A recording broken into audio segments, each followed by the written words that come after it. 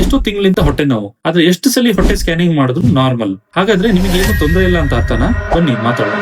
ನಮಸ್ತೆ, ನಾನು doctor Hitesh, MD DM medical gastroenterology at Bharati clinic Hassan. ಹೊಟ್ಟೆ ನೋವು ಇದ್ದು ಅಲ್ಟ್ರಾಸೌಂಡ್ ರಿಪೋರ್ಟ್ ಪದೇ ಪದೇ ನಾರ್ಮಲ್ ಬರ್ತಾ ಇದ್ರೆ ಅವಾಗ ನಾವು ಹೊಟ್ಟೆ ಒಳಗೆ ನೋಡ್ಬೇಕಾಗುತ್ತೆ. ಹೇಗೆ? Through endoscopy. ಯೂಶಲಿ ಅಲ್ಟ್ರಾಸೌಂಡ್ ಹೊಟ್ಟೆ ಹೊರಗೆ ಸ್ಕ್ಯಾನ್ ಮಾಡುತ್ತೆ. ಅವಾಗ ಏನಾಗುತ್ತೆ ಅಂದ್ರೆ ಹೊಟ್ಟೆ ಒಳಗಿರೋ ಕಾಯಿಲೆಗಳೆಲ್ಲ ಮಿಸ್ ಆಗೋಗುತ್ತೆ.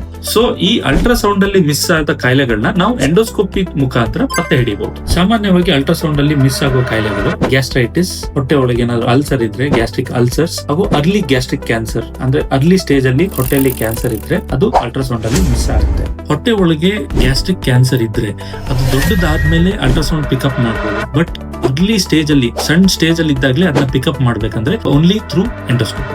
ಸೊ ಪದೇ ಪದೇ ನಿಮಗೆ ಹೊಟ್ಟೆ ನೋವು ಬರ್ತಾ ಇದ್ರೆ ನಿಮ್ ದೇಹ ನಿಮಗೆ ಕೊಡ್ತಾ ಇರೋ ಸಿಗ್ನಲ್ ನ ಪ್ಲೀಸ್ ಇಗ್ನೋರ್ ಮಾಡಬೇಡಿ.